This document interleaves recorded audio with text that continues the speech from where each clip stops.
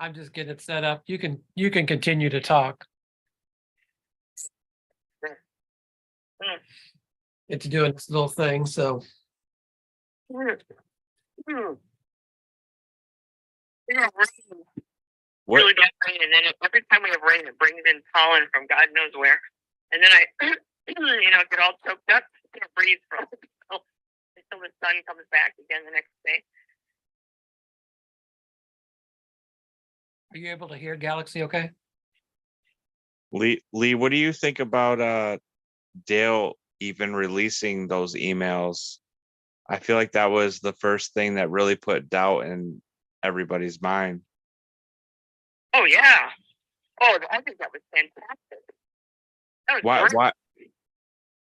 I kind of think he was directed to do that for some reason, because otherwise it looks bad on Fenn, and I don't think Dale would want to do that. Yeah, I think the question, we don't know because we don't know him, is was he disillusioned with Forrest and upset, and that's why he did it, or is this sort of part of the chase? I keep coming back to Willy Wonka, and I keep thinking that all those kids one by one get dropped out in Willy Wonka. We're not live yet, right? Yes, we are. No, we are. I'm not going to talk about the Willy Wonka kids, but yeah, that's the thing. I just keep thinking that it's like Willy Wonka, and so now a whole bunch of the kids have dropped out because of things that happen. But I think there's enough hints about the end of the chase that let you know that maybe it's not over. That's the issue. So I don't know. And then it would be so. That's it's like if you were interesting to talk to Dale and find out how he feels about the whole thing. Does he feel disillusioned, or is he is it something else entirely?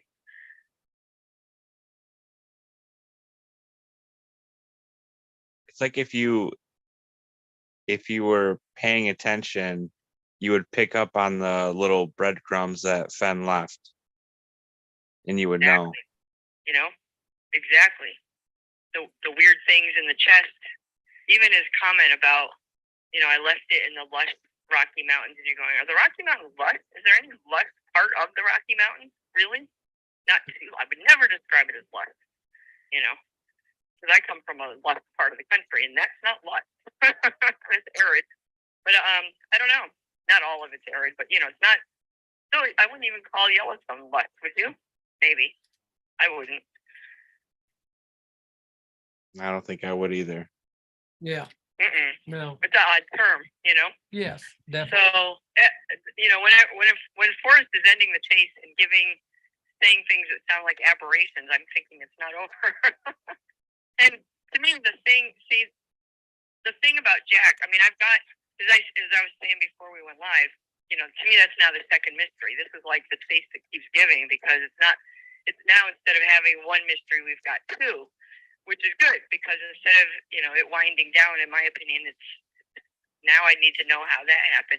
So, I've got a little list of possibilities of how to explain Jack. And I don't know what's true or what's not, but at least I made a list. And that's, as I was saying, that I'm on my second career now. But on my first career, and also on the current career, that's kind of what I do. I kind of make these lists, and I just keep my mind open to any possibility, write down everything I could think of writing, and I don't eliminate anything on the list as yet, And so to me, the biggest problem of all with Jack is the fact that he found the treasure chest, allegedly, on the date of the postmark stamp in Forrest's book of June 5th. And how does that happen? How does that possibly happen? So I don't think it does happen. Yeah, unless it was all planned. Right.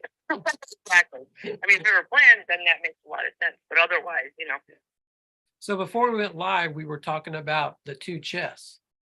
Yeah. And you were giving us kind of your opinion on that. And that was a pretty good topic that we were discussing. So do you mind jumping in on that? Yeah. Well, I mean, the family would probably do that, wouldn't they? They hear that, but I know they want it over. But at the same time, I keep going back to how I got into Willy Wonka story before. you know, Forrest said something like there were 350,000 people searching for this, and you know it was crazy, and there were crazy people out there doing crazy things, and his family was getting harassed, and he was getting hundreds of emails a day, and then he ends it, or it ends, whatever, and. But what if it didn't end? What if we've just gone up to a higher level of game? I said, if that's the case, this is almost like, is it 5D chess that some people can play? And I feel like, wow, if what he really did was design a game that goes up into kind of like overdrive, and now you've kind of lost maybe. Like I was saying, how many people even listen to our shows anymore? Maybe 500 people. Yeah. And of those 500 people, how many people didn't believe the Jack thing and therefore think it's still out there? Maybe 50. Okay, so now you got 50 people in the game. And those 50 people could be wrong, could be totally wrong. But on the other hand, if they're not wrong, now you've got a more, you're playing at a higher level is all I'm trying to say. Yeah. And we're not going to know yet, but this much I do know though. I really, really disagree with anybody who thinks that Forrest was a doddering old fool and just didn't think of everything. In my opinion, there's not anything on earth that could be less accurate than that. I think that Forrest was smarter so far than the entire chase community combined, because we haven't cracked his code yet. And right now, if we're playing chess against Forrest, he's got us right now. He's got us. And that's why I keep going, because I am going to solve this thing. Well, maybe not, or I'll die trying is probably more likely. But the point is that, I only regret that he's not here, because I can't say, you got me still, but I'm not done. I'm not done yet, because he was smart. Yeah. Well, so you talking smart, about smart. Forrest being smart, and that we probably haven't seen the last of the game that he's been playing. Right. I think there's some truth to that, because Shiloh just released an audio, not an audio, but a text talking about alternate endings, Right. and using the word strategic, and that means that there was something afoot. Yeah, I think There was so, too. there was definitely conversation going on. So Paul, in the November thing that April and Mike did of Forrest, Forrest made a comment that he has some things planned for next year. And he said it in the plural. He has some plans for next year. Well, what were those plans? And then it turns out, well, Jack found the treasure. Oh, I think that was one of the plans, Yeah.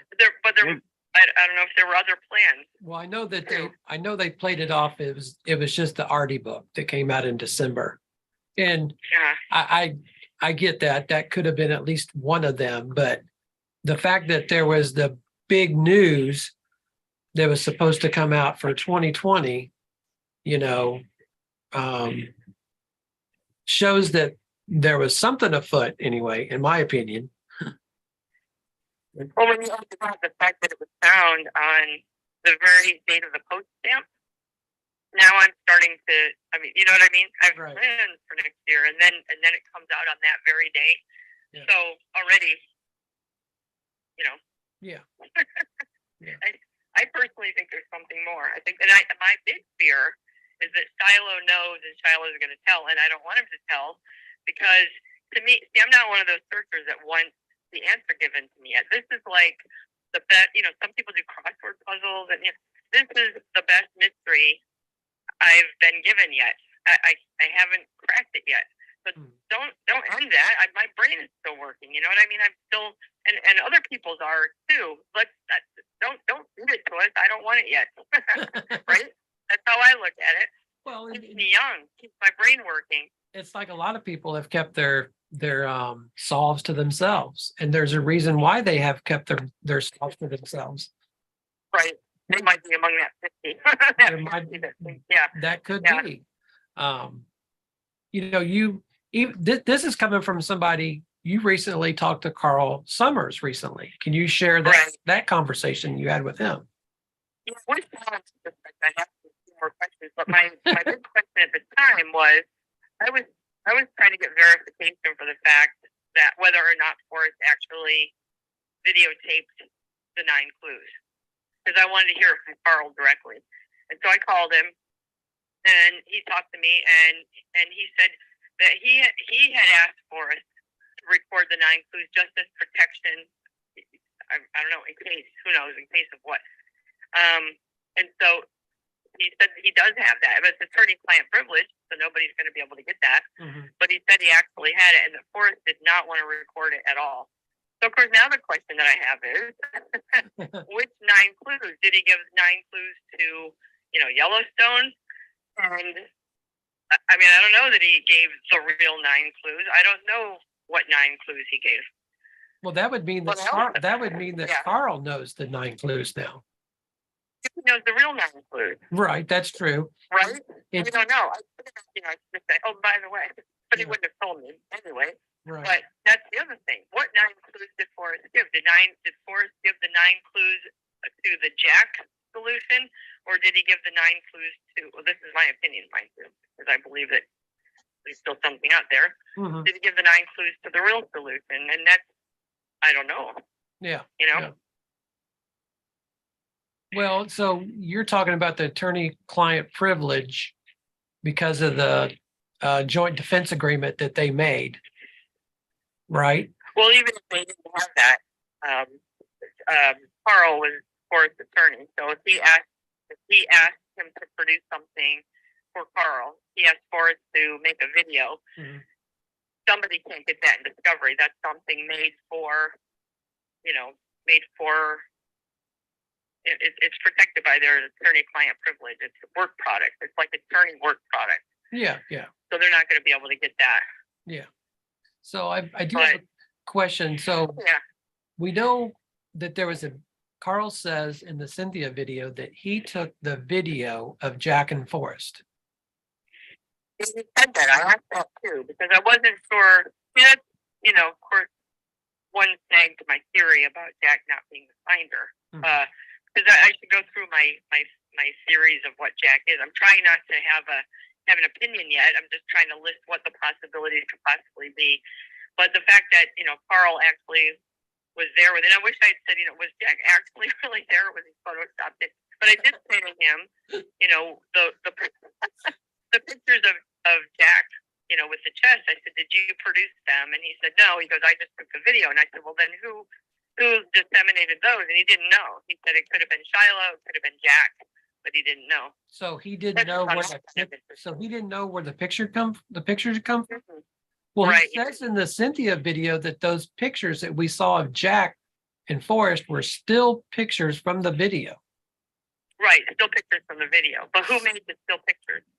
I mean, who was the one that captured them? And and then were they modified? Carl made it sound like it was him, but I mean, he didn't. Maybe I just implying that it was him. But here's my point.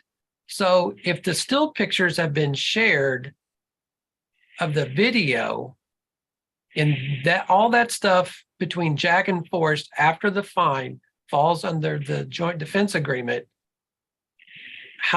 what's the legal terms of that, if any?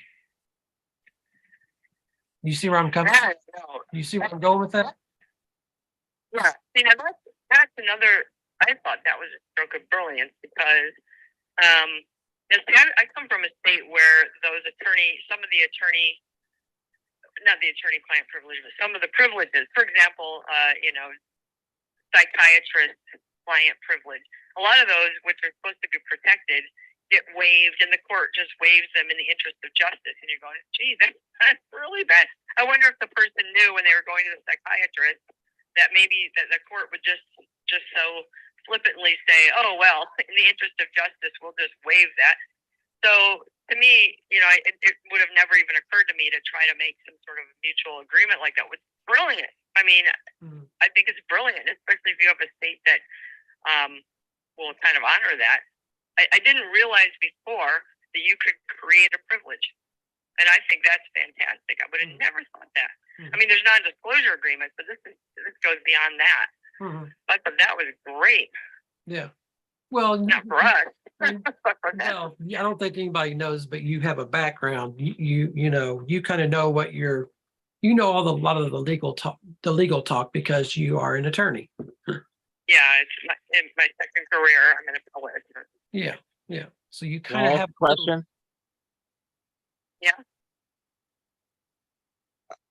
Um, do you really think that he just went to Carl at the very end, or do you think Carl has been in on this for a while? Dennis, I mean, wouldn't he have Yeah. to have like an in-depth knowledge of what was going on? I don't know. I mean, attorneys were bound by, you have to do legal things. So as long as it's legal, he could have known what was going on. In other words, you can't help further a crime, but I don't think the crime got committed here. So, yeah, I don't know how much he shared with Carl. Really, Forrest, he probably portioned out who knew. Like, you know, it's a big question, right? Does Shyla know everything? Does Carl know everything? Does Doug Preston know everything? You know, I feel like he's a bit wily, and maybe each person knew a piece. I'm not sure. I don't really know. Yeah, it's hard to say.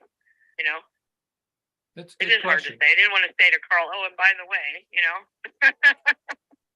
what's going on?" I knew he wouldn't answer. Yeah. Well, you kind of let Carl know that, you know, he's saying what he's saying, but you know, are one of those searchers that believes that there's still possibly two chests out there. Right. Okay. Right. That's just, yeah, in that category already. But it'd be nice to just maintain that facade for a while longer.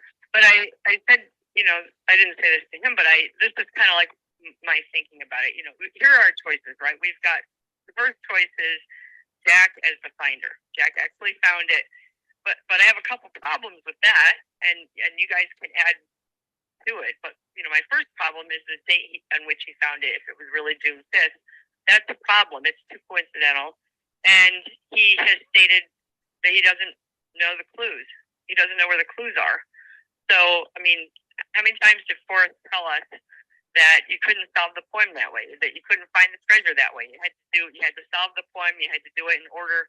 I mean, he told us that a million times. So, you know, to me, I have a problem with Jack as the finder. Mhm. But the other, so just, but not even choosing at this point, just writing down other lists. Another is Jack is the actor, and that would be that, you know, Forrest ended the chase deliberately and hired Jack. A third possibility is that Forrest ended the chase, but he didn't hire Jack, but he planted the chest somewhere where he knew that somebody like Jack was looking. Mhm. The only problem with that theory is the fact that Yellowstone, you know, was closed because of COVID. I think the window of opportunity for Jack to go out and search and happen to stumble upon a chest placed in his past, I don't know. And even so, you know, why Jack? And then I guess number 4 would be, you know, Jack is the pretender, you know, where somebody, Forrest, all he said was that somebody found the chest and it was somebody from back east. He never said Jack. And then all of a sudden, you know, somebody named Jack comes forward and claims to be the finder. And I actually thought that was more likely for the longest time until I found out that there was a Zoom call in August with Sarah Davis where Forrest and Jack, you know, were talking to her together. So that means that during Forrest's lifetime, he, on some level, acknowledged Jack. Yeah. But it still doesn't mean, I don't know what it means. I don't know. Right. But those 4 seem to be, and I guess the other one for a while, I thought that maybe it was Shiloh who decided to, you know, if Jack wants to come forward and say he's the finder, then Shiloh's going to say, fine, he's the finder, and you know, let him be the front guy if that's what he wants to do. So it just seems to me, without picking right now, those are the 4 choices that you have, right? Jack really was the finder. Jack was an actor. Jack wasn't an actor, but somehow or other he was chosen to end the chase. And Jack was an opportunist who decided to claim to be the guy. And those are our four choices. I don't think there's any more, are there? I don't think so. And Yeah. here's the other thing, the odd thing. So the on 9/23 of 2020 is when the Medium article showed up with Jack, the Remembrance of Forrest. That was anonymous, right? That one. Yeah, that was anonymous, but it's Yeah. the exact same day on the court filing. You know, the McCracken court filing. Yeah. So that was so Forrest had passed away, and on 9/23 is when I believe it was one of the family members put the paperwork in for the estate for Peggy to be the I'm losing my words here. For the probate.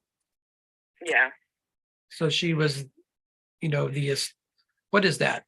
When you become the holder of the estate? I don't do this kind of lot. Yeah, something like that. I had to do it when my dad. I had to do it when my dad passed away. Yeah.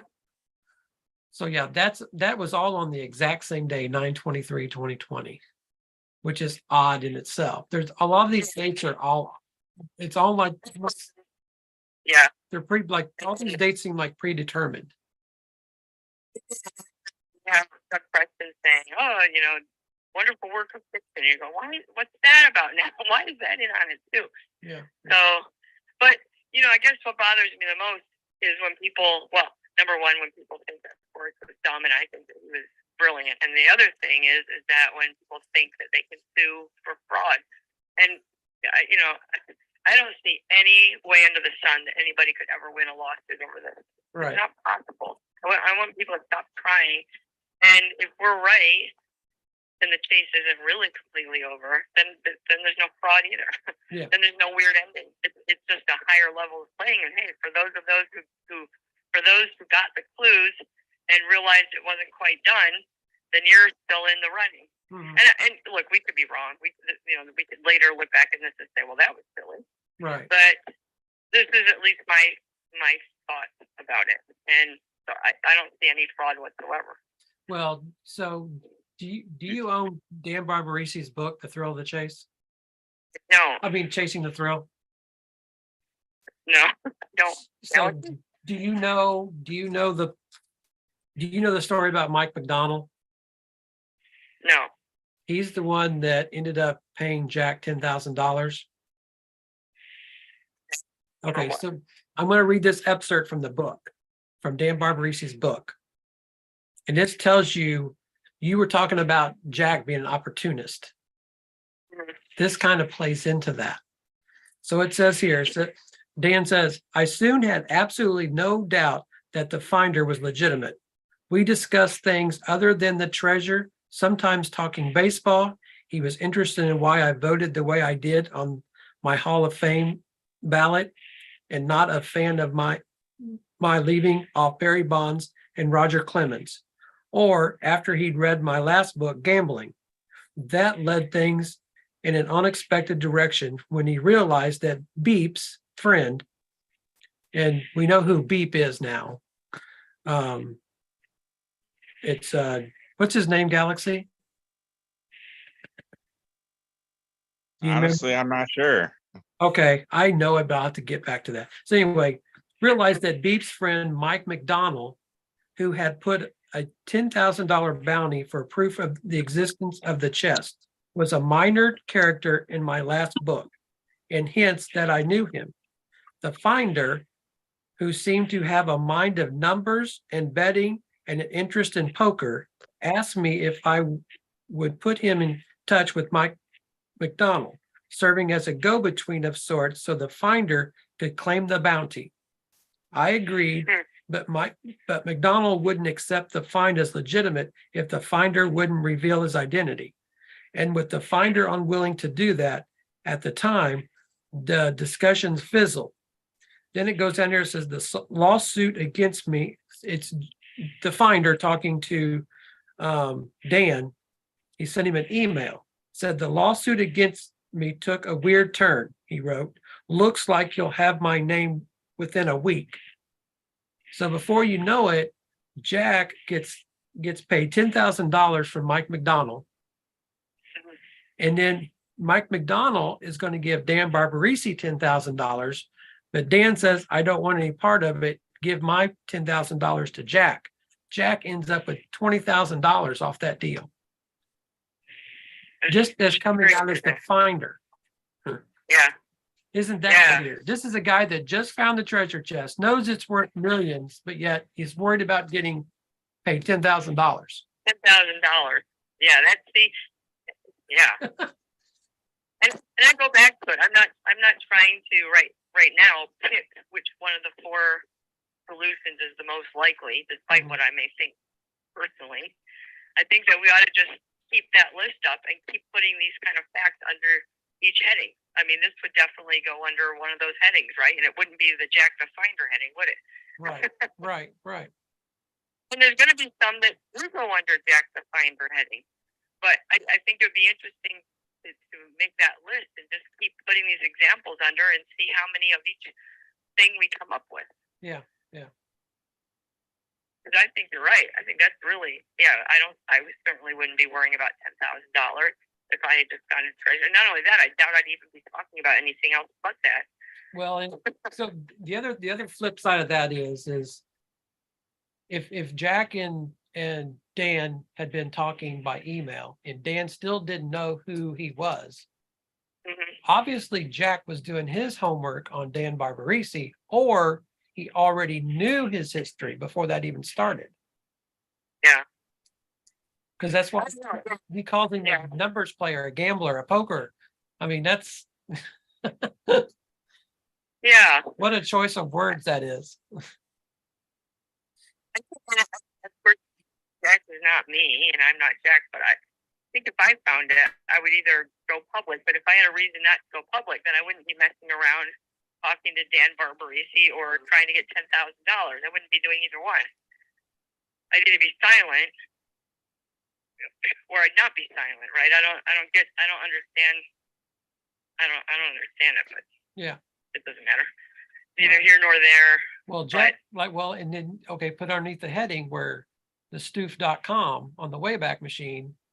That too. It says this is Jack Stoof's website, the greatest placeholder of all time. Yeah, that's something, right? I mean, what's a placeholder? You're taking the place of somebody else. And interesting enough, that website's back up now.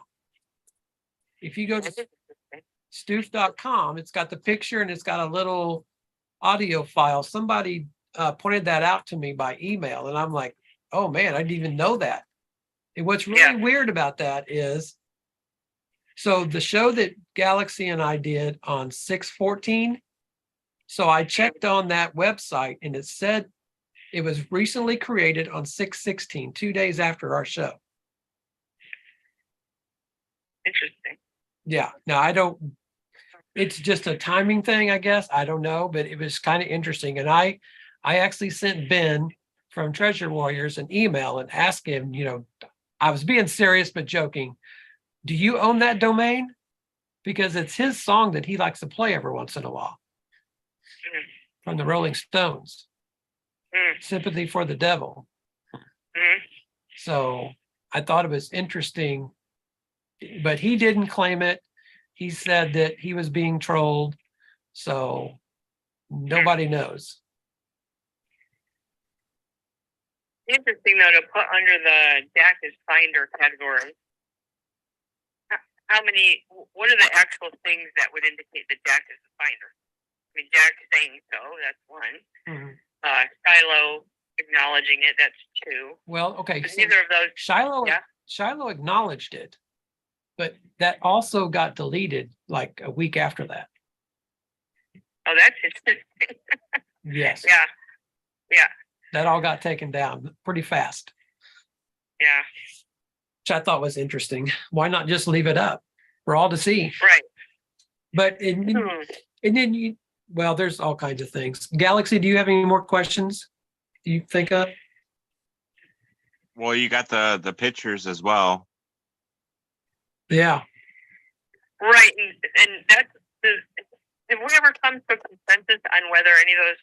I did. Of course, I'm not going to ask Carl that either and put him on the spot. Were any of those? Did any of those pictures look photoshopped to anybody? Does any like Brian? Don't you do that for a living? Can you tell if they've been photoshopped at all? So what I noticed about that picture was if you zoom in on Forrest and you look around the outside edges of his head, where his ears, where the hair is, and then you scroll over and look at Jack, there's a difference. There's a difference there. So that's what I do know. So there's a lot of blurriness around where the hair is, which would lead me to believe that it's been dropped in and photoshopped. But, you know, how can I prove that? Because we don't have a good picture to go by. That's the other thing, is we've never been given high resolution pictures of anything. Right. Yeah. That's the other thing. Dan Barbarisi, I even questioned it to him. I was told that he said he didn't own the rights to the photos. The publisher did. Mhm. I tried to reach out to the publisher, Knopf Publishing. Never heard anything out of them. So, No. and then here's the other thing. Here's a book, Dan Barbarisi's book. This thing is how many pages? I was trying to remember now. 348 pages. Not one dadgum picture in it. Yeah. That's kind of Huh. odd, don't you think? Yeah. Cheap. And if the publishing company owned the rights to the pictures, wouldn't you think they would want them in the book? Yeah. Knopf was the publisher of that one. It's just kind of, I don't know. The whole thing's, like you say, the whole ending is weird, and there's got to be more to it than what we're, you know. And I guess that's all I'm trying to say is that instead of just reaching the conclusion that it's a negative, we don't know that it's a negative at all. This Yeah. may just be an upper level of play, and even if we're wrong, I mean, really no harm done as far as I can see. But it's interesting to keep, like, for example, okay, so let's look at the chest. You know, what I like about this exercise is the more open-minded you can be, the more things you can generate. You can later cross them off. You can say later that that's not too plausible. But for example, the first thought that went through my mind when I saw Forrest looking through the test was, what if that's a movie prop? Because I used to work in the film industry for a while, and you know, if there is a Netflix documentary coming out, and maybe, you know, my first thought was, oh wow, that's why Forrest looks so interested in it, because he's actually looking at somebody's made a duplicate, and this is a movie prop, and that's why the mirrors don't quite fit, and nothing really quite fits exactly. Yeah. You know, now that could be totally wrong, you know, but I like just keeping an open mind and trying to generate how many possible explanations could we have.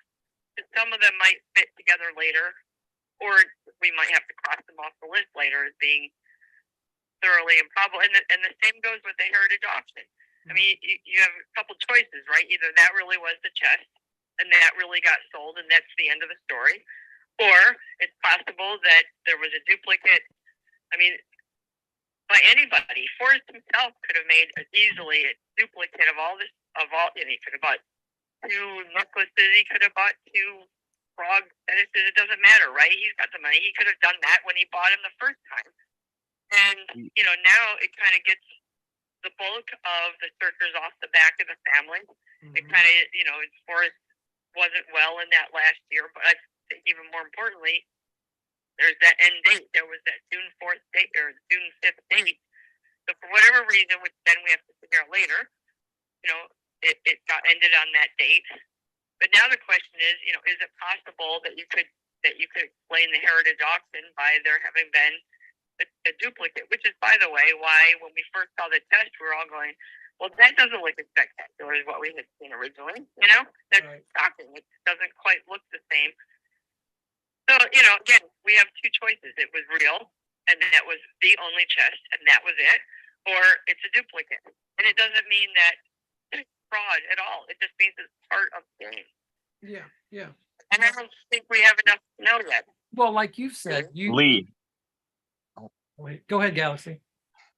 I was just gonna say, like, I feel like you could go back in the book and read it as if he says that he had this chest, and then he came up with this idea, and he said, "Why don't I, create something for other people to have as much fun as I did?" And he says he wants to take this chest with him. It's like he contradicts himself so much, but it's almost like if you look at it, he words it as if it could be two. One that's his, and then one that is, he's offering to everybody to go find. It's like right, and remember, and supporting what you just said is that Captain Kidd, he said, I dreamed the other night of Captain Kidd, and I can't remember whether I got the treasure or not. That left some ambiguity. I'm going, what did he mean by that? Right. But isn't that kind of the same thing that you're saying in a way? Yes. kind of, yeah. I was thinking about this quote when somebody said in the chat, Rob G, he said, Forrest said the chase was over. Well, if you go back a few years back, he was quoted as saying in that Santa Fe, New Mexican interview that it was the chase they saw and not the quarry. And then he had this look on his face and he goes, "Isn't that interesting?" And he like shook his head. And it's like, okay, the chase is over. Where's the quarry? Yeah. Maybe we're saying too much. Maybe we don't want more people involved in this. I know. What we're saying, we're going to wind up at 350,000 people back, and that would be really oh, my word. But there's going to be, of course, all kinds of people who say that we're wrong. And that's, I don't know. I don't like this sort of thought police thing. Who cares? I mean, okay, so we're wrong if we're wrong. I don't think we are wrong. Yeah. And I got another one for you. That's what any theory is about. Yeah. Imagination is more important than knowledge. There you go. Yeah. Exactly. Everyone's looking at all these facts without seeing something that. And I feel like it's kind of scientific. Yeah. Yeah. Well, there would be Forrest could have easily got duplicate coins. Very easily got duplicate coins. Oh, easily. He could have had. He could have had the necklace that could have easily been duplicated. Most of that stuff could have been duplicated. Not duplicated, but he could have found two of those. Easily. When he bought one, he could have bought. You don't know where he bought these things at an Indian market or who knows what. I mean, He could have bought. This is the guy that owned a foundry. He made all kinds of bronzes. You don't think he didn't work with gold maybe a little bit? Well, it's easy to buy the gold coins, and then it's just a few things that were unique, like the necklace, things like that. He probably could have melted the gold down and made duplicate nuggets. Yeah. And that's the other thing I was talking about before I called you was at Heritage at the auction, we have no idea who bought the big nuggets and some of the big stuff. Right. We have no idea who that was. What if it was the LLC that bought that stuff back that could be questionable? I don't really know who the LLC is. I mean, supposedly it's Justin, but even Justin hasn't. Why hasn't he showed the chest yet? I mean, Justin that doesn't want to go public with it because it could easily show his LLC papers. It could also be defendant state. It could be anything. At this point, we don't know because we can't get at the LLC papers. right. So we only think it's Justin, or somebody only thinks it's Justin. Mm-hmm. I don't even know how they think that. Lee, have you heard where Justin? Yeah. Have you heard where Justin says it's supposedly a 19th century chest? No. Like Yeah. it has like a date on the bottom of it, like etched into Oh, the right, mold. right. See, that's interesting, right? It wouldn't Yeah, 19th century mean that it was made in the 1900s, right? Or 1800s. 1800s. 1800s. Okay. Yeah, Hmm. a lot of chests floating around, aren't there? I just really think that he would have been the one to duplicate it. I don't know why, but I mean, I always felt that too, because he was he the one that had the foundry. yeah, he made his, his start was all done by casting duplicates of bronze art. Like he made, he might have had 10 of them stacked right next to each other, and they might have been so good that you couldn't have been able to tell the difference. I'm just talking like regular statues, you know, Yeah, little yeah, pieces. So like he had it down. So I feel like that would be his like little trick, I'm gonna make this so good you won't even be able to tell the difference. Like me and Brian have talked, and if you look at the book, there's 3 different pictures of the chest. You know, what if yeah. it I've heard you say that. what if it's, they're both pictured, but you just can't tell the difference. Right. Mhm. And in that vein, it was interesting that Forrest in the lawsuit, was it the McCracken one? He listed himself when he did the affidavit. I can't remember which lawsuit it was, but he listed himself as an artist first, something like an artist, gallery owner, blah blah blah. And I thought, an artist. That was a shock. I would have never thought that Forrest would have referred to himself as an artist and put that first in the list, no less. Right. Right? Yeah. But he's an artist. He did a lot more, artwork than I think we know. Yeah. Oh, I agree. Mm-hmm. Well, So, and that supports what Galaxy says too. well, then you've got Bip, the forging dog. How about this? There's so much talk about fraud in the book, and then it Yeah. seemed like every interview and every article, it's like he wants it to be a topic of discussion. Like to me, it almost seems like he had the interviewers ask him those specific questions for a reason. Remember any of them? Like, what do you say to the people that say it's a hoax and it's not out there? Right. Yeah. But in the book, he says he makes the little girl touch the bronze and ask her why it feels warm to the touch, I think. And he tells her to go home and ask her father. And she comes back and says, "My father says you're a fraud." That's right. Yeah. And that's in red. Yeah. And that's in red. Yeah. Well, and that was a thing that bothered him too, because I think the archaeological community called him a fraud because he didn't have the PhD, even though he was doing some great archaeology. I mean, following scientific methods, but they did not like the fact that he was doing that. He wasn't supposed to do that according to their, their code. Right. So yeah, I think that he had, and then in the art world, I mean, I would imagine that he encountered some snobs who said he didn't know anything about art. He just started in having an art gallery, and he wasn't supposed to be a guy that knew anything about art. For heaven's sake, he came from the military, so I'm sure that he got that throughout his life quite a few times. So here's something for you. Go ahead, Galaxy. I'll just bring up how he talks about, like, why would you want an original painting when you can get a poster of the same thing and it'll be 4 times the size. I can't remember if that's from the book or an interview, but he says later on he like discovered that he was, he wanted the art, he wanted the real thing, not the fake.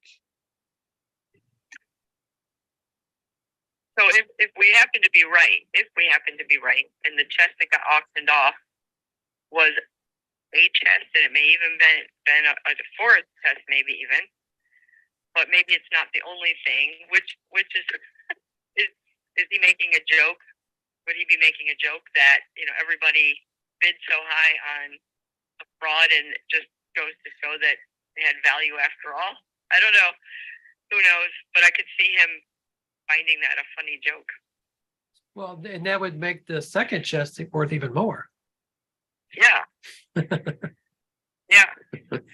Well, I could even And see in some ways, yeah. I could even see the chest that was at Heritage being the one that's Yeah. actually pictured open in the book. I think Yeah. of a lot of different scenarios too, but go ahead with what you were saying. Well, I'm at the point where I don't even know what we're looking for anymore. I mean, for all I know, whatever we're looking for is going to wind up not being that. It could be something much different. And I go back to the Willy Wonka idea again. I don't really know if there is ever going to be what I consider to be a real finder. I don't know what that find is even going to be. I don't even know if it's going to be a treasure chest with treasure in it. It could be something else. It could be something better. I don't know. Yeah. So we were talking about the different colors of the patina. You mentioned that earlier. It triggered something in Dan Barbarisi's book. So this is during the FBI raid. So here's a date. Now, this is what you're good at is FOIAs. Well, you're probably better at than I am. But here's a date, June 10th, 2009. That's when the raid happened. Okay. And then it says here, Dan writes in his book, Forrest says, they saw the treasure chest, they photographed it, and the last thing they did before they left was call me into the vault, and they wanted me to acknowledge that the thing was still intact. I said, it appears to be. There were two big nuggets. I don't know if anybody stole anything or not.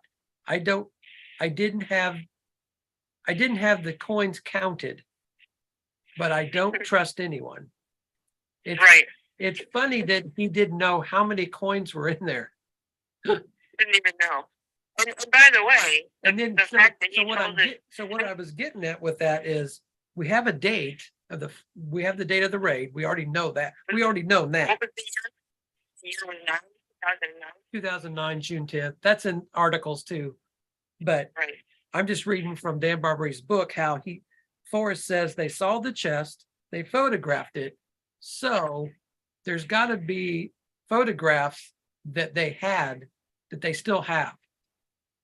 So I'd be curious to know what the patina looked like when the FBI raided them.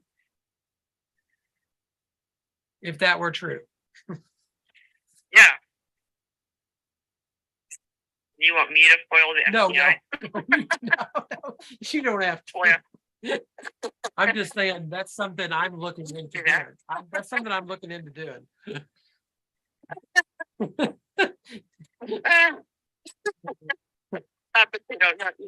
leave that with you. You do that.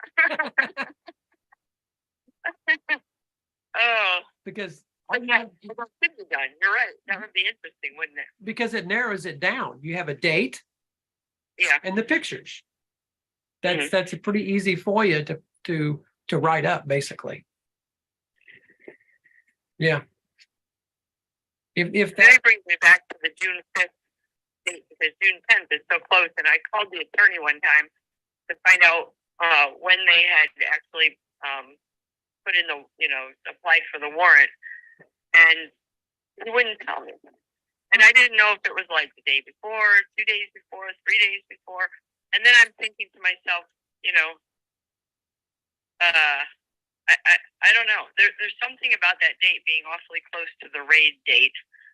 And I'm thinking, if that chest were hidden for 10 years, and I'm not good at math. That's why I'm a lawyer. So somebody else is good. I don't know. But, if you factor leap year, stuff like that, does that 10 years later, if you just added 365 days, counting in the leap year, would that come out to June 5th? that's good. That's a good. Good idea. I'll have to look into that. Somebody who can do math, sit down Yeah. and do it. Yeah. Yeah, figure that out. Because I can't help but feeling that was a huge milestone in Forrest's life, because he was, I mean, granted, he had run-ins with local archaeologists and probably the local art community that some people probably didn't think that he was up to snuff. But on the other hand, here he had this incredible business. He almost single-handedly put places like Taos on the map. I mean, he was part of making that whole, artsy movement happen. Mhm. And he had, all these celebrities coming to his shop, and in the midst of that, he's got the FBI calling him a thief. And it turns out the only thing that they grabbed that they thought, was an Indian object turned out to be something that Forrest himself made. Right. So, I mean, I can't help but think what that, the embarrassment that might have caused him. Yeah. And, 10 years, I don't know. Just I find that really interesting. Yeah. What if it was always supposed to end on that date in 2020? That's what I think. I Well, do think so. Well, you got the No postmarks matter in what. the book. You got the postmarks in the book that are just like that. So In the statute of limitations, I think I can't remember. The statute of limitations was 10 years, but for what? I looked it up once, and now I can't remember the statute of limitations for what. Maybe if I've got to look that up again. mhm. But for how long is he on the hook for? Let me look that up and get back, because I don't even know what I'm talking about this time. It's always very comforting to know, or very reassuring to know that I have no idea what I'm talking about. Yeah. I remember you mentioning to me, and I was trying to remember what you told me. But because I'm not that's not my thing. It's hard for me to remember something like that when it comes to legal terms. It's not my thing either, because I do appeals. I don't Right, do like, right. I don't have to deal with statute of limitations. And I mean, except for my own narrow area. So it's when you're an attorney, people are always coming up and saying, "Hey, can you tell me about landlord tenant thing?" And I try to tell people, look, it's like going to a heart surgeon and saying, "Did you take out my kidney?" And the answer is like, "No, I really can't. I don't know as much. I know as much as a layman, except for in my area where I happen to specialize. I don't know anything. I have no idea what you're talking about, And then, so that's like most of the legal questions that come up. I don't have the faintest idea, but I know what I know, and that's it. So You would be able to draw a paper up so that you're not responsible. that's right. and I could win an appeal after it all happened. Yeah. But So the other thing that we had discussed was you've talked to Yellowstone recently. it did, yeah. Yeah. Because I had been looking for. I just was trying to get the Sarah Davis affidavit, and I couldn't find it. Every time I looked it up somewhere, I couldn't find it online. So I finally just called, and I called Carrie Evans, who's the information specialist at Yellowstone. And I wondered if they had, because I wasn't even sure where to file my FOIA, because I didn't know what agency had it or anything else. And it turned out, of course, that they have it online. Mm-hmm. And she was really helpful, but I was so sick of the Forrest Fenn treasure hunt. And I was trying to give her my perspective, which is, I think that this chase infused, I think a lot of us, I don't know about you, but I think my life was exciting at one point. And then I kind of fell into a kind of a dull routine without realizing it. And I feel like he infused me with, it was a thrill. I mean, I don't know. You get to a certain point in your life and you're kind of like, what do I do now? Kind of, and, if you're in that middle age group, which I think you are and I am, and that's just the way life works out. And then this was dropped in our lap, and there's a little excitement, That's how I feel. And I had to give up a career I didn't want to give up. Mhm. And, so here I am. But she had a completely different point of view. She didn't want to ever hear about anything like this ever again as long as she lived. and even me asking the question was like 5 minutes more than she even wanted to talk. But she was really pleasant, though. It wasn't that, but it was just we had such a diametrically opposed view about this whole chase. And I could see why, but I could see why she had that opinion because it certainly put a lot of burden on Yellowstone, but she never said it was Yellowstone. But at any rate, the interesting thing was I said to her at the very end, I said, what did I ask her? I said, because I wasn't really sure. I still wasn't clear. I said, if it really had been in Yellowstone, which by the way I don't happen to believe, but I said if it had been in Yellowstone, how was Jack able to keep it? I don't even understand the mechanism, the legal mechanism for that. And she first said that she didn't know because she's the information specialist. She's not the the attorney. She's not the not the superintendent of the park. But then she's trying to recall, and she said, I think it was something where it was turned in, and then the Park Service got in touch with Forrest, and then he gifted it to the finder, to Jack.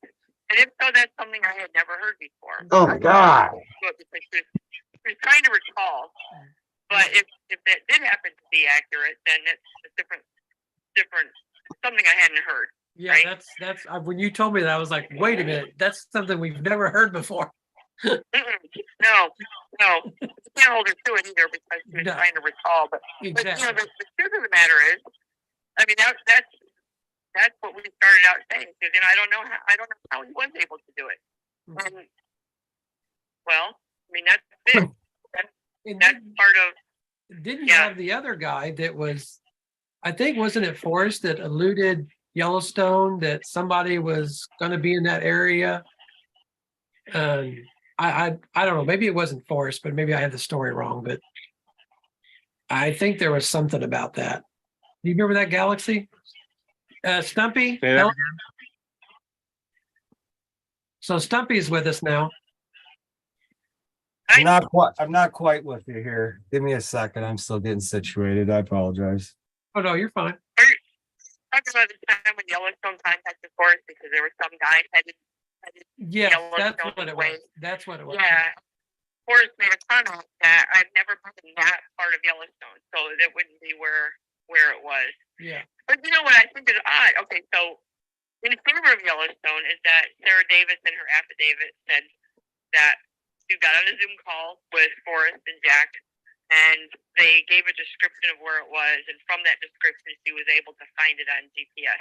Which even that made me. I thought that was just weird because it seems like they could themselves have given her the GPS coordinates. It doesn't seem like she would from that have to go to Google Maps and try from their description to match it to the map. I thought that was weird in and of itself because I would have thought they could have said, "Oh, listen, it's at this GPS coordinate." They didn't do that. No. But what I thought was weird about it, and which is one reason why I don't think it's 9 Mile Hole, is she made the comment that there was. What did she say? There was. The area also contains water sites. Yeah. Well, Water sites. is that how you would describe a river? Would you describe a river as a water site? Yeah. I think I would say the area also has a river, unless if he's just trying to mask, the description. But otherwise, I would think water site. And it was plural. Sounds like little kettle lakes or something, or Yeah, and she made it was plural also. Yeah, right. Yeah. It doesn't sound like a massive river going through that, in addition to the fact that I can't see an 80-year-old person crossing the Madison River with a 40-pound pack on his back, then having to come back and then doing it a second time. I don't get that. I never did understand that. Yeah. Yeah. So But, I was glad you were able to share that with us. yeah. Of course, Yeah. like you said, once you're on the phone, once you finally get somebody on the phone, you get off the phone, you're like, oh man, I should have asked this and this and this. Don't do that. I would think of like 10 questions I should have asked, or yeah, it's just frustrating. Because, half the effort is just trying to get a hold of somebody finally, and Right. I agree. terrible. So did you know much about the Heritage Auction? Did you watch that or pay attention to it or anything? I watched some of it, but and at first I was going to bid, and then I didn't like the whole bidding process, so I didn't want to give all that information, so I decided not to. And then, and then I got doubts, so I wasn't really 100% sure, Yeah, and everything was so overpriced. It was just You know, Yeah. I was priced out. I knew that from the beginning it was going to be that way. Yeah. Yeah. Yeah. I was interested in it. I mean, I was interested in following it, but I wasn't. Mhm. I didn't want to bid on it. Yeah. Yeah. Like that, I still want to solve the puzzle. It's not the. I mean, yes, I'd love to have the treasure and be rich. That's not the issue. But the big thing for me is I want to try to solve it. So I'm less interested in watching that chest sell than I am in trying to figure out, I want to crack Forrest code, and I also want to figure out how Jack fits in. Yeah. And So that's what I was going with that heritage thing was, did you happen to read the affidavits from each person? but now I don't know if I remember. Okay. Well, the one that Jack stood out to me. I mean, there was things in Zoe's, of course, that stood out to me about the bracelet, of course. But Jack's was stamped, was it Davison County, which is in Nashville, Tennessee. Mm-hmm. So I thought, That's odd. which is where Vignettes is. Vignettes. Mm. So I thought that was interesting. Wow. I thought it was interesting that Zoe inventoried it. Why on earth was Zoe inventorying it? Well, how could she when Jack owned it and it was in his vault? Yeah, that's what I didn't understand either. And that's why I thought, well, maybe Tesoro Sagrado is actually the Fenn family estate. But if it's not, then I still don't know. I mean, I suppose Jack could have asked Zoe to inventory it, but how did she know when Forrest didn't even know what was in it? Well, Yeah, because he did leave some things out, supposedly. yeah. The story goes. Yeah. So can your guest hear us talk or?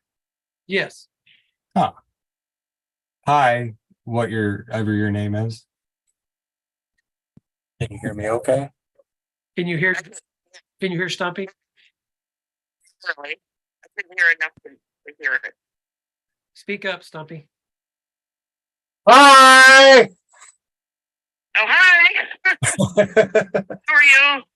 I am good. I'm just trying. I just sat down. I took the kids to the county fair and I'm trying to get caught up on what exactly you guys are talking about. Little bit of everything. That's what it kind of seems like. Two chests, multiple Jack theories. Which one's the most logical one? Talked about her conversation with Carl, her conversation with Yellowstone. That's about it, basically. Been a busy gal. Yeah.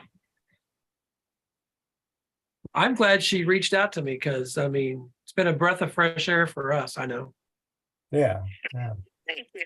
It's hard to break in because I live on the East Coast and I've never been able to go to the function in the Junction. I've been in the search since I did my first boots on the ground in 16, and I think I found out about it at the end of 15. But it's almost I try to reach out at various times to people, and they don't let you because I never actually got to meet anybody, so therefore I'm not really part of the group, and so it's nice. It's nice to be able to be in at last talking to somebody because I can't talk to people that haven't tried to search. They don't know what I'm talking about. Yeah, nobody likes me either, so I totally can relate to you. Yeah, it's difficult. And of course, being on the East Coast here, I don't know anybody else that searched for it. There might be, but not as many, Yeah. So what is your handle on the YouTubes here? So I can call you by handle. Well, I don't want to say now. What if I made some snarky comments? Oh, I could just call you Hey Note Lady. to self, Is that never okay? make a snarky comment.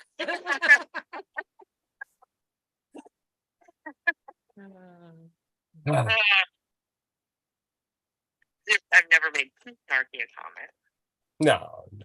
We all A lot of people think you're being snarky when you have a disagreement, but it's just the opposite. It's okay to disagree. No. is it, Brian?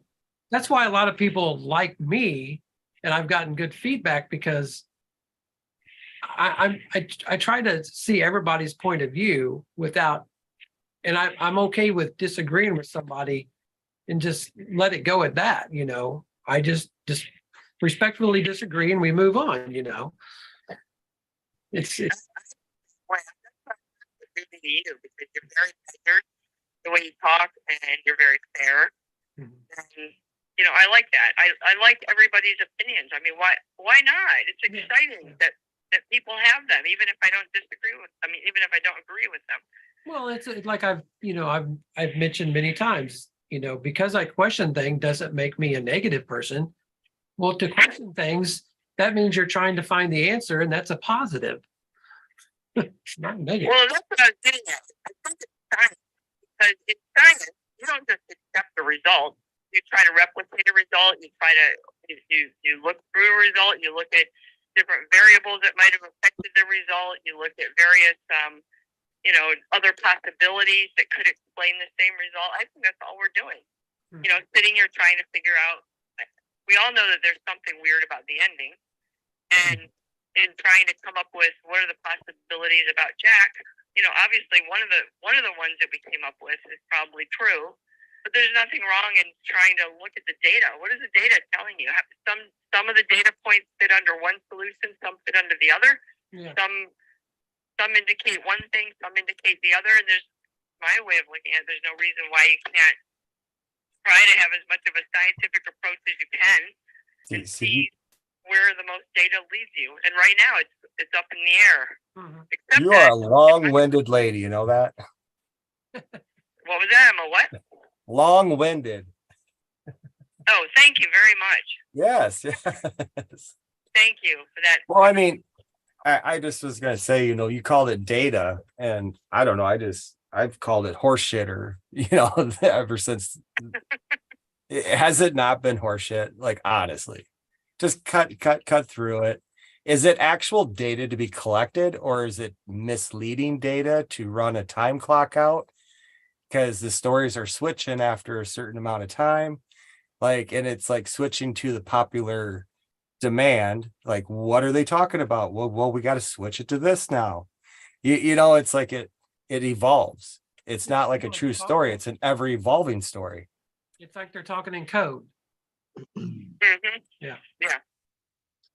That's why I kind of think Well, you shouldn't pay attention to anything other than what Fenn has said.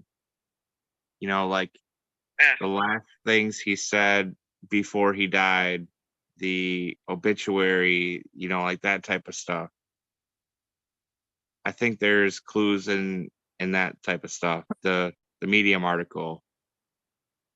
I just think it's a contingency plan, man. All of this has been like a contingency plan for the people that can't give it up.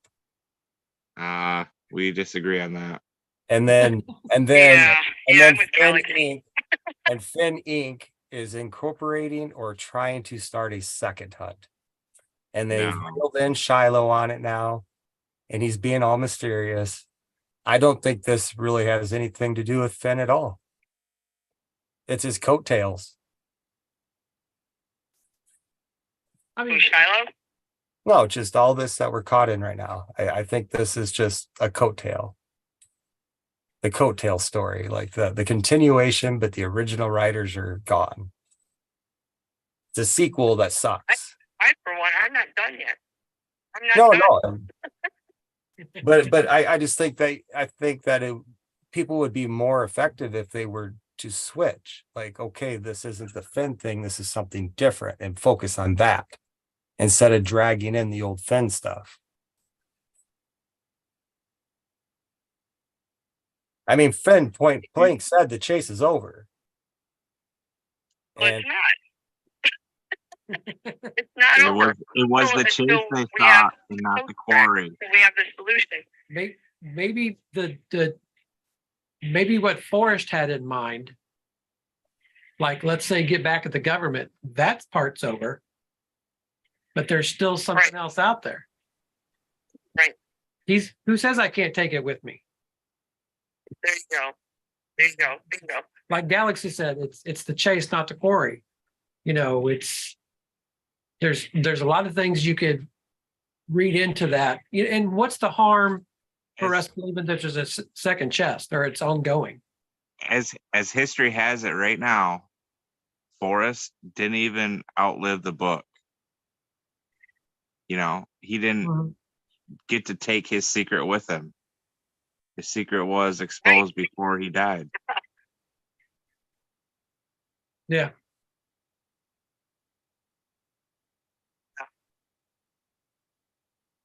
It's yeah. I was just Very reading. possible. That has everything to do with it. You know, I like playing word games, and you know, I give you title to the gold. Well, that's the ending of it. And it's funny because it's like, if I were to play with the word, it'd be like, okay, title. Like, what does it mean, an entitlement? Because I think that's what the majority thinks it means. Okay. But I don't think it means like a self-entitlement thing. I think it's more of a deed, and you know, like a deed to your home or land or something. Well, if I play with the word deed, if I was 5 years old learning how to read deed, it'd be dead. You see what I'm saying? So it's like, that's how I look at things. It's not going to be what it is. It's going to be something else. So play with it, you know, figure it out. What else could it be? And it's just funny how the end of the chase, the person at the end of the poem that wrote that is dead. I just think that's a coincidence, I guess, right?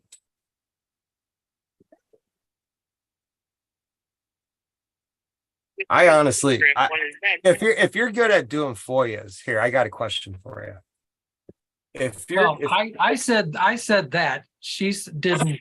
She's Right, not agreeing. well, I'm just curious, all right? My mother passed away a year and a half ago. I would like to see someone FOIA a picture of my mother's dead body. Go for it. I don't think you can, unless there was a crime. Well, I don't think it was FOIA'd. I think they reached out to the Santa Fe Police Department. And it got passed around. This is the story, right? It got passed around or something. Right. No, actually, it was they paralleled it with that ball player that got killed and how his pictures got passed around. But after they like compared it to that, it led off into that trail and changed topic. I don't think you can FOIA or get public access to a person's loved one that died of natural causes. I don't think you can. I don't think that's a public record. I It don't have an shouldn't answer be. for that. It shouldn't be if it is. I don't think it is. I mean, medicine is not public. Okay. The only thing that's public service is going to be, well, your public servicemen. It would be, you know, EMTs are not even public. They belong to the hospital they work for. So it would be the police department. I think is the only thing that would have their hands on that. Well, I think that's where they supposedly got him from, isn't it? Well, I mean, if we don't even know that, but yet we're talking about way off into the distance when like the facts aren't even, you know, pointed out and fact checked.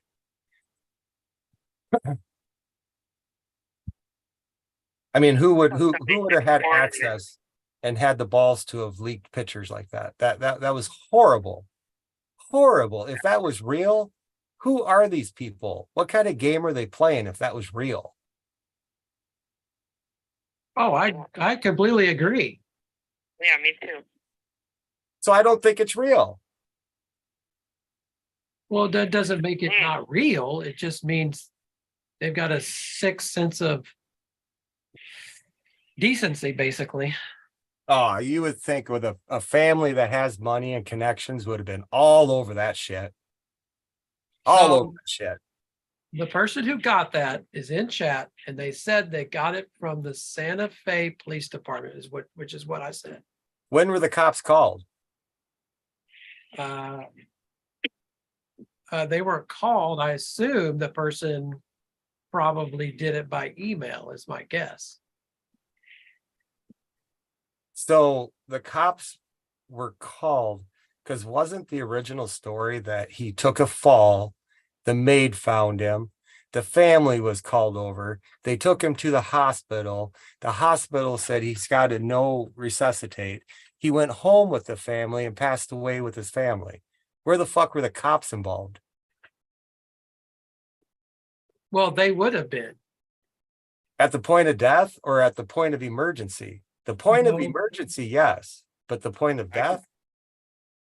you're- Not death, but at the point of the 911 call. So here, I'll just delve into it. I don't want to, but I'll go there because you brought it up. So Well, with but with my dad's situation, when I called 911, when he passed away, yes, police showed up, EMTs showed up, and yes, I was questioned because he took his own life. that's different than natural causes. No, not necessarily. They didn't know what had happened. They just got a 911 call. I don't know that for sure, but I'm just going by what happened with my situation. Mhm. So yeah, police did show up. And took Well, pictures of it. I'm sure they do. I don't know. I don't know what all they have. I haven't asked for them. Well, I know there was no cops and there was no policemen taking pictures when my mother passed. Well, yeah, there but the entire she time. was on. She was on. Wasn't your mother on hospice at home or something like that? Nope. She was at home, personal. She fought it with Tylenol, no hospice, nobody was there. And then she got to the point where she had to go in and Well, yeah. I'm sure this is kind of a sticky subject anyway. So, um, I don't have the answers. I can only go by what I've been through. I mean, my mom passed away. She was on hospice at home. There was, the only person that came in was the hospice lady when we called her. She's passed. She came in, got everything ready. And then I don't know if it was the ambulance come picked her up, took her off. so Both situations were different. so didn't Forrest have 3 mysterious deaths that he talked about within the chase? I don't know. What are you getting at? I'm just saying, like I said, how wordplay had me come up with the word dead. So obviously I figured, okay, when he dies, this is over. That's Yeah, when but- the chase begins, right? That's what we used to say. Okay, but because you're doing wordplay doesn't make it fact, though. No, I never said it was fact. This Yeah. is just how I was playing it. Yeah, that's just your thing. And there was one situation where didn't like a spy or something, a German spy or something get caught, and was it Hitler that said either commit suicide or we'll take your family? And I believe, wasn't that the guy that was pacing that they were talking about the other night? But anyways, there's that story. It's either you do it yourself or we're going to force you to do it. There's one story. There's another story about, well, the floating hat.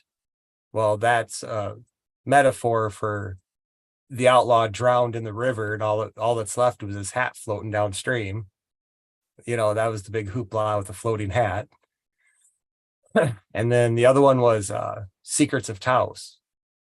The Secrets of Taos was there's a murder, an unsolved murder, and Forrest insinuated that he knew who the killer was, and he was going to release it in the next book.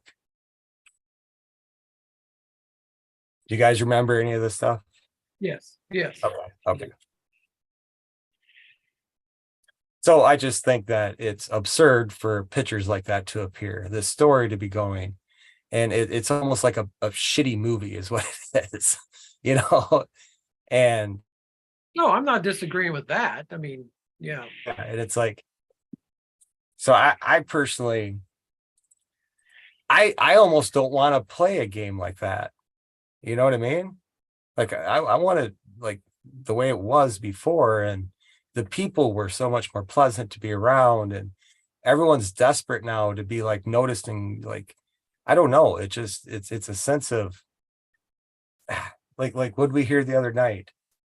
They're trying to draw people into saying their story online or something. Like I guess I don't understand. I sit here and I think, like, what kind of situation would this be?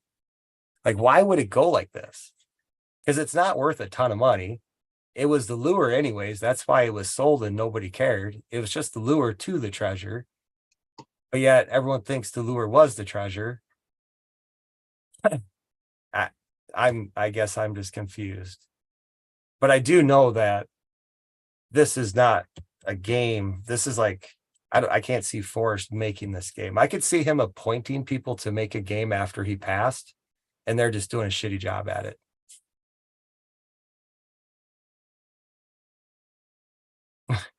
Sorry for that. I'll get off my soapbox. Does he talk too much?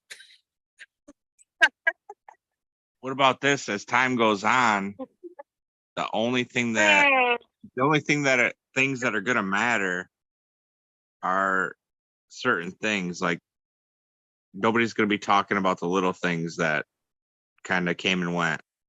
So all this BS will be gone. It'll just be just the straight facts. Are we talking in 20 years, 30 years? Because that's where I'm thinking. That's where I'm going with this.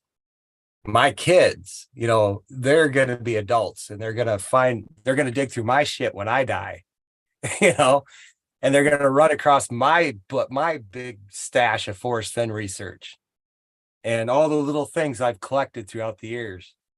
And they might get interested, and they're going to get on YouTube and they're going to look it up. And this is what the shit they're going to find is. So they won't even know what the real game was. Mm-hmm. Or maybe that would be the new set of eyes that he's talking about, a new set of eyes. Maybe he's not talking about our immediate kids. Maybe he's talking about the future. And the future. So you're on a good point there, Galaxy. So in the future, what would be the PowerPoints of it? What would be the points? And those would be what were able to withstand time. So it would be, I don't know, help me with this one. Like, what are things that you think would last 20 years of the Forrest Fenn if it died down next month? The fact that Jack sold it for less money than what he could have sold it for. Yeah. Yeah. The fact that, I feel like we're not ever going to really see the chest for some reason. I don't know why, but I feel like they're never going to show the inside. Mark my words, we'll never get to see it. So I'll never be able to truly rule out if it matches up with Scrapbook 158. But, the Medium articles, the obituary, the chain of events from June 6th or June 5th up until his death, I think are the big events. Maybe even Jack Stoop coming out as a finder, Barbarisi's book, that stuff. Maybe any audio that somehow comes out. Mm-hmm. Everything else is just chatter that'll eventually be forgotten. Yeah.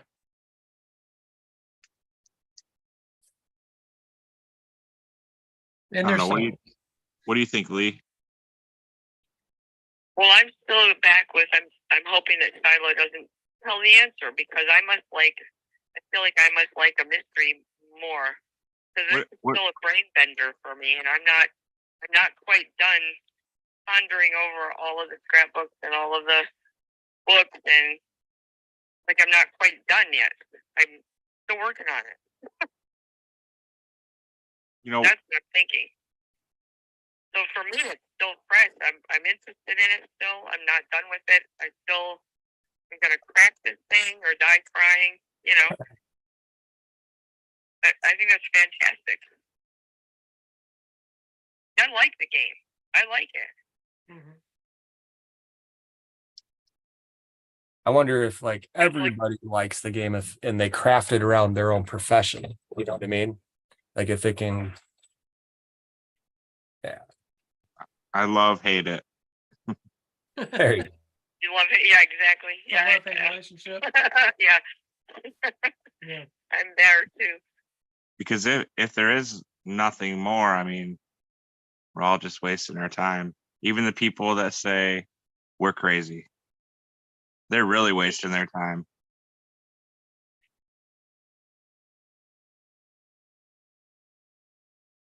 Well, that's the only bad part. If we're wrong, then it is over. But I still come back to then somebody gives me a really good solve that blows me away. Because until you do, I think it isn't solved.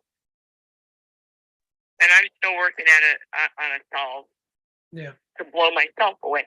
So that's all I'm saying is that, if someone can come up with a solution, I don't like the word solve, I want solution. That's fine, but that's why I think it's not correct yet, So Lee, that makes a great point. How many other people are sitting there waiting for that same thing? So waiting for that special person to sell them a master, marketer to sell them a solve that they can believe, convince them. Right. It's got to be convincing. It's got to answer all the clues. I like that. The No, brown trout. You know what I mean? no. So I wonder, like, we used to joke around about how we could take a map of the Rocky Mountains and throw a dart at it and create a solve that fits right to where that dart landed. And I it's possible, trust me. Like I've played the game hard. Can you do one for 9 Mile Hole? Because I can't. So 9 Mile Hole, fit the clues. but it depends on what you're looking at clues, I guess, right? I mean, if there are 9 clues and it took everybody 10 years to figure out what the 9 clues are, and nobody has figured out even what the first clue is, even though it was kind of told to us, it makes you wonder if there's a well, like you said, there's a code in there somehow. So it's not what it seems, it's something else. I mean, if it took us this long, nothing is ever as it seems. Remember? yeah. And that kind of goes hand in hand with I love talking, but no one understands me. Right. So right. yeah, and that's where I'm like, and I hear people like, begin it where warm waters halt. And you're like, okay, in the book it halted when Olga died, right? In the book. T, right? It's that simple. To me, it was, but that was at a very layman, very first look at it. What temperature was the tea? Or was it the lawyer's office? Or the lawyer's office. So when someone says tea, like they're talking about spill the tea, give me the gossip. What's the latest? Spill the tea. When you sit down for tea time, it's gossip time. That's what that means. And that's not me making it up. That's literally what it means. So what was the song that was somebody had either written or he said that would make a good song?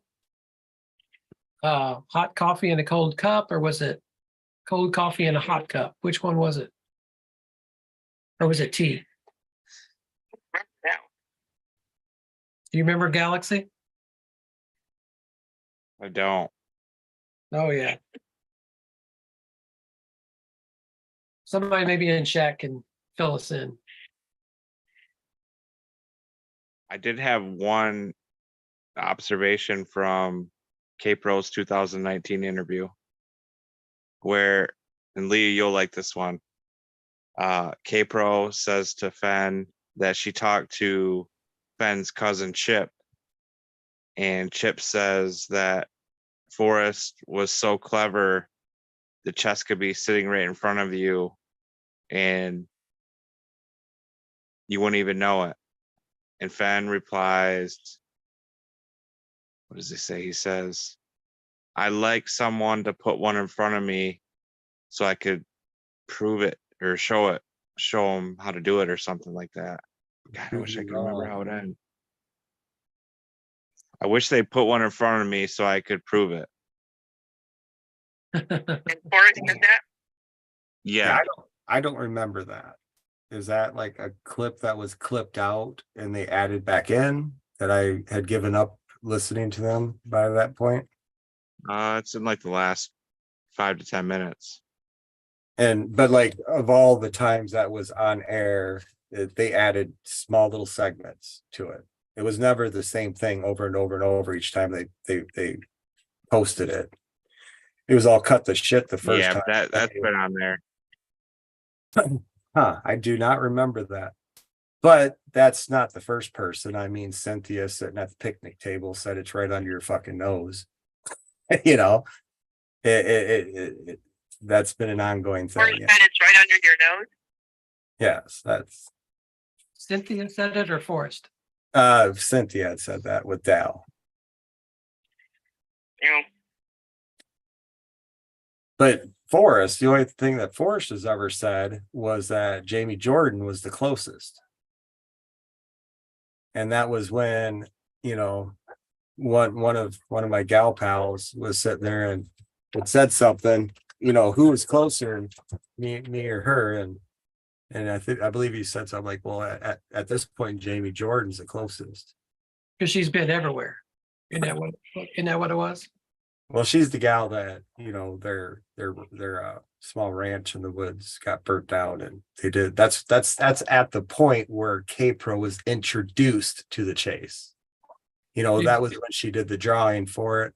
That's when she was brought into the chase. I don't think she existed prior to that. And Forrest did that intentionally, and she's still here. And she's an unnecessary or an evil, what was that? Necessary evil. She's a Mary Lou. Are we talking about the Grinch? Are we talking about Christmas now? And the Who's? Mary No. Who? Mary Lou's and Billy Bob's. Mary Lou Who? That's her name on the Grinch, Mary Lou Who, because Mhm. it was the village of the Who's. that was Cindy. Cindy Lou. There you go. Cindy. It was. Good job. Your wordplay sucks, Jason. Hey, I know all I heard was you, Mary Lou, and it made me think of the Who's. You know I'm just messing with you. I know. Galaxy, I tell you what, Galaxy has a good memory out of all of us. Mm. I just find it's just craziness that it's still going on. I believe that there's several locations, and I almost feel like they got contracted to Ben. To be honest with you, want me to be honest? I've always thought there was several locations, and it's going to expand into a monster. You know, I mean, look what it did. It started in Santa Fe with Forrest Fenn. Now look at all us hungry little alligators. Now that the zookeeper's gone and not there to feed us with info, now we're going at each other. And it's like that cancer. What would that do to our kids that are already looking for a buck for nothing? You know, what is it going to do to them? What kind of greed is that culture going to bring? And all shit, if there was like a few more of these, like, what's it going to be in 50 years? It's scary. It's scary, the beast that this could create. Yeah, One old man went global, you know? Well, with the problem with most of the people that are left from the chase aren't willing to invest any time in any new hunt, because this one, is it technically over or not? That's where I stay. Yeah. Yeah. Same here. You know, it's like Ben's Treasure Warriors, his impossible poem. I mean, have I looked at it? Yes. Have I done much with it? No.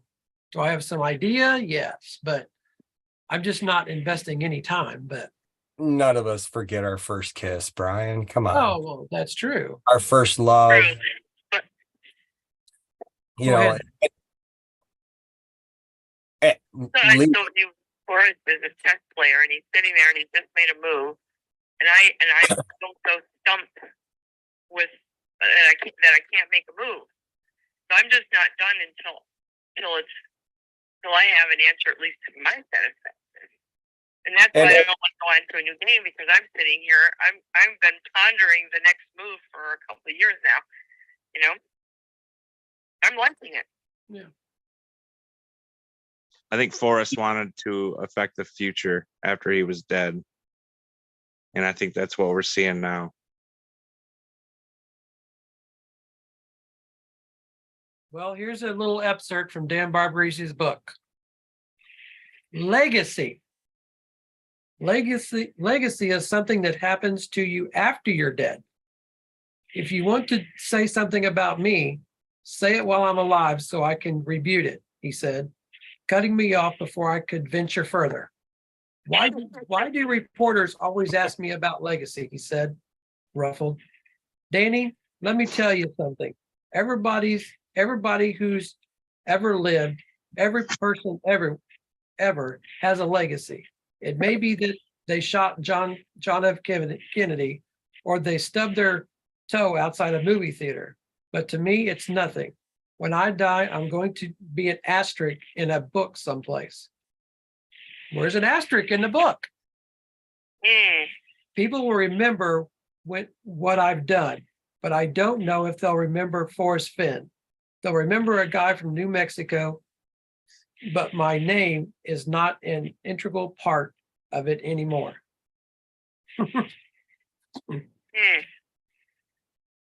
And this is what I love about the searchers that came in at 17, 18, 19, 20, is because their visual, their input has been listening to other YouTubers that emphasized on asterisk.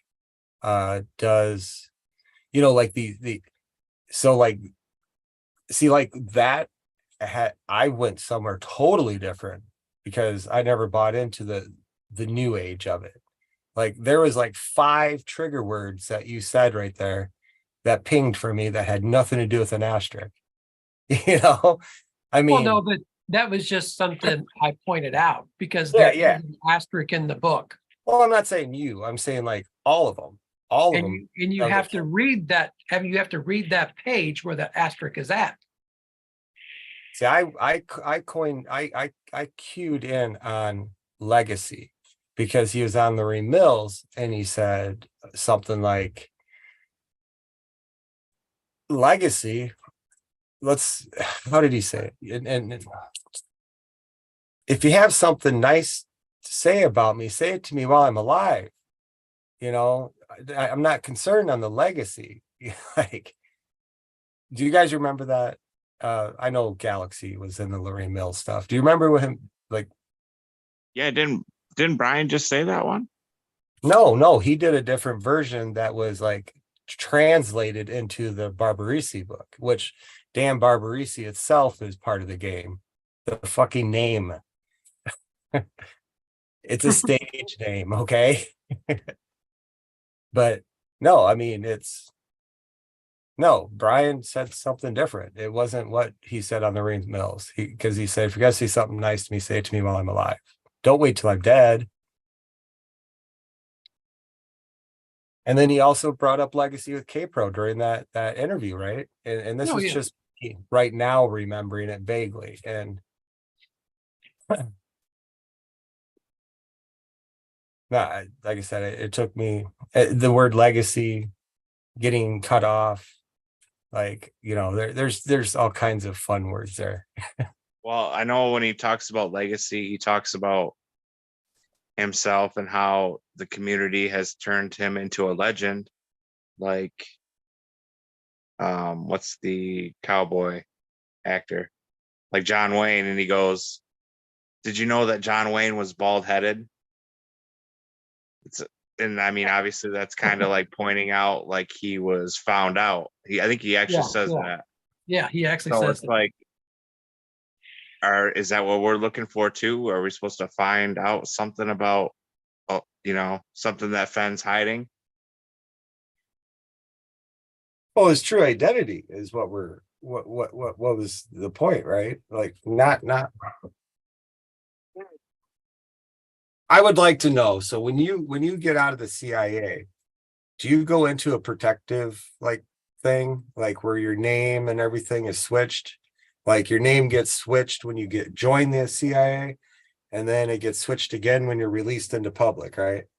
I mean, obviously, because of the corrupt shit that he would have been part of, people are going to track him down. So, I mean, if we're going to play, Bloodhound here, I think that was released as a verification, at a certain time in this chase for people to get, to have that inputted in to where now Lorene Morrills asked him, who is Forrest Fenn? And what did he Hope they say? never find out. I hope they never find out. Who's the real Forrest Fenn?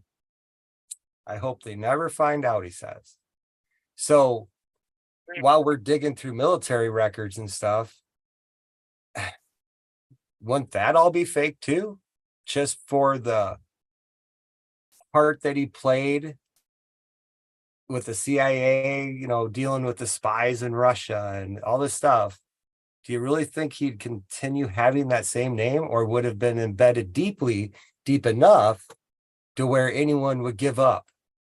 So I just think that's just shallow thinking, like I've watched enough TV that I know that their name gets changed, and their family, they have a family under that undercover name, and they have grandkids under that uncovered name. You see what I mean? So like, how could it go that far? Like have military records changed, have all that history, and on top of it, now there's a murder mystery added to his name. So I see where you're going with this, but it's kind of like Valerie Plame. Do you remember Valerie Plame? She got outed, and that's her real name. So if you're in the CIA, the FBI, you have a different name other than your real name. So when you're in the real world, you're using your real name.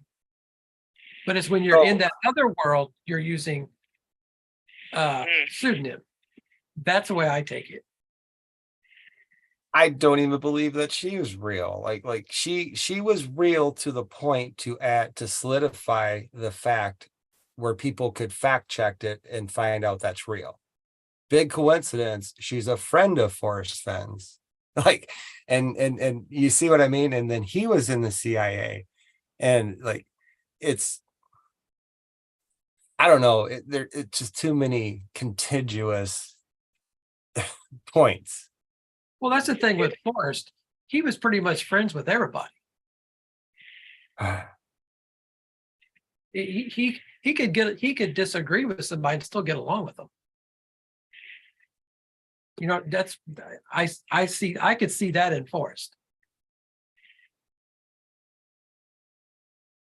I don't know. I just to me the breadcrumbs were more obvious to me. Cat's And I getting in could the be way. totally far off. I could be way off, but it was a mystery. And they have to add certain little things in order for it to add up at the end. If you're reading a mystery book. That just felt from like a treasure book to a mystery book. Well, that just seemed like an insert, something that we could take and fact check. Oh, she was in the CIA. As far as we know, if it wasn't fake news back then.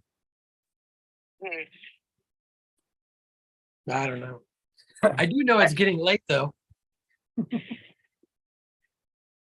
Yeah.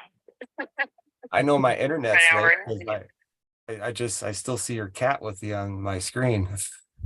Yeah. So any last questions we have, or anything anybody wants to say besides good night? and have a good weekend. Yeah, thanks for coming on, Lee. Yeah, thank you for having me. Nice meeting everybody. Yeah, I enjoyed it. I apologize for missing the first half there, Lee. Oh, it's okay. Hey, Yeah. you got the right idea. Your family comes first. Oh yeah. No, Yeah. Okay. Yeah. That's It why was I only do this. That's why I only do this once a week. Matter of fact, I just started doing it. I have the luxury of being an empty nester now, so I have a little free time if I don't have my honeydew list going. you could share my picture if you'd like. Or you can't, you're on the phone. Never mind. Oh, honeydew list? Yeah. Yeah, she keeps me busy. We've been remodeling the bathroom and the bedroom, and yeah, I'm just trying to get it done. So That's a bad feeling. it looks like from the chat, everybody agreed with like what you had to say, Lee. I just want you to know that. So Oh, good. yeah. Yeah. Well, because I'm not ruling out any theory. I just like to. Yeah. Lee, Lee, something. Go ahead, Jason. Oh, I know she was cutting out. I'm sorry. I really enjoyed when you said that, waiting around, waiting to be sold on a story, right? Waiting for something that is convincing to you. I love that perspective instead of waiting to be proved right. You know what I mean? Yeah. I wonder how many, what the division is in the crowd on the people that are waiting to be proved that they were right, or just people hanging around playing the game until they're sold on something. I accept that. I totally accept that. And I'm glad you said that. Yeah. Yeah. I think the I wrong really thing look at to it do is that way. As a chessboard, I'm trying to come up with a move, but if somebody else comes up with a move, and wow, it was checkmate. That was great. Then You kept the fun in it, though. I haven't had that yet. That kept the fun in it because you're not expecting anything. You're just, Right. you know what I mean? That keeps the fun in it. So I appreciate that. Yeah. And that's why I love hearing from other people too. It's like, come on, keep thinking. We're gonna get this move yet somehow or other.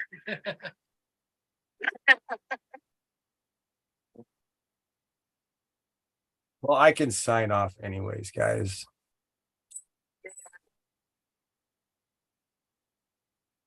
I gotta finish building a lid on my brooning house for my baby chicken. I caught a baby pheasant the other day. It got split off from his mom and was chirping in a cornfield. So my daughter had me run out and catch him. And I caught him, and the mom was gone already. So we brought him home, and that darn little baby chicken acted like had motherly instincts before it even had feathers. It like laid on top of it to keep it warm under its wing. And so they're getting bigger now. So I got to make the cage a little bigger. I thought for sure the little thing is gonna, die after a day or two, but nope, that little baby chicken taught it how to eat, chase flies, and kept him warm. It's adorable. I love it. I just don't know what I'm gonna do with the pheasant when it gets older now. Are you going to eat it? No, they're very domesticated. My chickens are, people get a kick out of it because when it's time to put them away, all I do is I go out in the yard and I yell, "Ladies, come on, ladies." And they come running up to me and run right in their cage at night. He seriously does that because I've been on the phone with him before when he did that. I love that. I love it. He's got quite a harem. I love it. So I have a weird animal story too. I have to take the kids to camp, and if you wonder who the kids are, I've got a woodchuck and a squirrel that I have to get ready to go to camp this week because in this state, when they permit you to have such a thing, you have to do educational outreach, and so the kids are going to camp so the kids at the camp and learn about woodchucks and squirrels. But it sounds funny, doesn't it? When I was on the phone with you, I think it was yesterday, you said something about I've got to let the squirrel in. I'm like, what? Yeah. But Lee, isn't it amazing how the kids can get lost in their phones, playing Fortnite or whatever the kids get consumed by, right? But the second you bring something out of the ordinary, like a squirrel into the house, find yourself actually hanging out with the kids, and actually talking. Yeah. True. I mean, the new rubs off and you're stuck with it at the end of the story, but you still have a few good moments earned. Yeah. Well, it's just, nature still wins out, huh? that's right. Nature still wins. Yeah. Yep. Amen. Yeah. Forrest would like that too. Yep. Yeah. That's why I've always said I would have really enjoyed if he was like my grandpa's friend, growing up. Because Yeah. I would be stuck there while they're sitting there drinking their coffee or, just BSing on the porch. And that he's an interesting guy with some of the stuff that he's talked about. Oh, definitely. It kind of reminds a lot of us of our grandfathers, Mm-hmm. just sitting back and listening to their stories they used to tell from back in the 20s, After the chase and after all of this I found myself in a position in life where I pay attention to old people and their stories more now. Mhm. Yeah. I'm not afraid to talk to an older generation. Every single veteran hat I see out there, I make it a point and have my kids see me, say thank you for your service. I've appreciated old people since the chase. Oh, yeah. And I love their stories. I've become friends with a couple of the old folks, and they're dying to tell you stories because their immediate family is taking them for granted. They're always going to be there. So they're doing their own lives. And so these old people are alone, Yeah. and just die. And now it's getting closer to death in their mind. They got some stories that they want out. They got some truth that they want out there in the world to come out. They don't want to die with that, and I've noticed that with a few of my older friends I've made in the last couple of years. Man, there's war stories. There's all kinds of stuff, and it's like, I feel blessed to be there for them to get it out. Right. Well, that's like with me, both my parents are gone. All my grandparents are gone. So, for my nephews, my niece, and my grandkids, it's kind of like, man, I've got to step it up here. Yeah. So, I took my nephews out to Yellowstone the year before last. We're going to do some gold painting this year. So yeah, I'm just, I've been trying to teach them, I took them out here and we found this big, huge maple leaf. And I told them, I said, now remember where you found this, date it and write down where you found it. I said, start keeping track of all the stuff you find and someday you'll remember all this. And you never know where it'll go.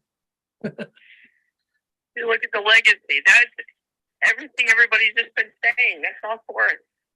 So when I took my grandkids out to, not my grandkids, but my nephews out to Yellowstone up into Wyoming, I told them, the funny thing was they were with us.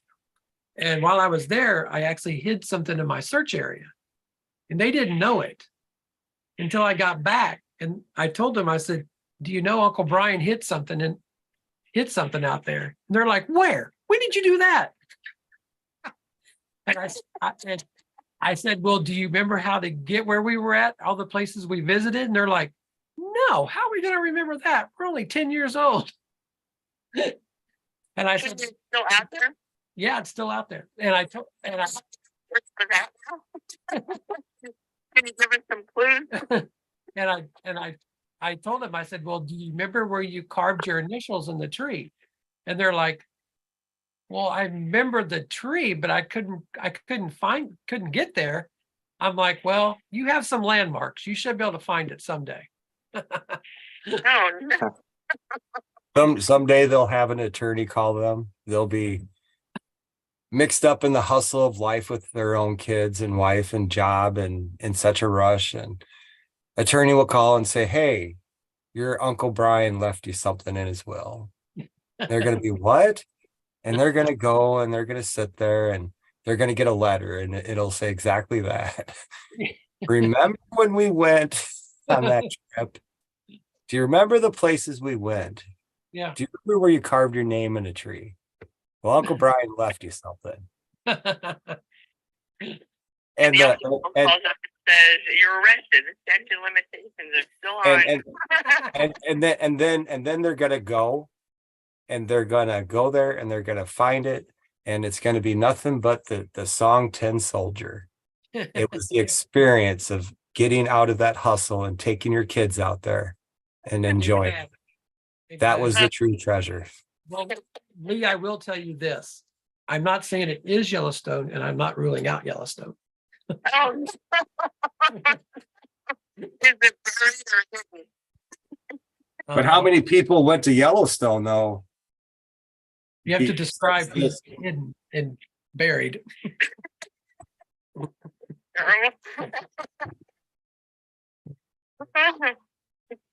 Like So like the looping thing that's looping around. Yeah, yeah. So like when Forrest said that he got the key to the city of Santa Fe because of the revenue generated just the hotels alone,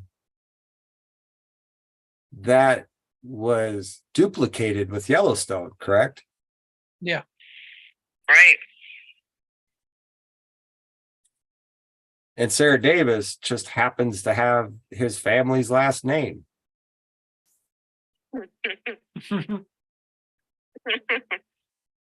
Yep.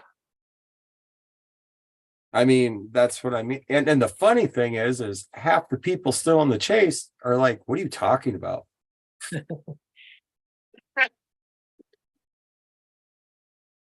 Well, that's all I got to say tonight, folks. Lee, it's been a pleasure. I appreciate you. It would be great to conversate again some other time. And Galaxy. Hopefully I'll talk to you again. Yeah, for sure. Galaxy, it's fun. Hey, Brian, hang thank on you. a second. I'll let you go, Lee. Thanks for coming on. Appreciate it. Thank you for having me. Good night. I know everybody in chat enjoyed what you had to say. Well, thank you. That's kind of everybody. Yeah. It's nice to hear a new voice that's not fucking crazy. Yeah, Jason said he's glad to hear a new voice. It's not crazy. Oh, there you go. Okay.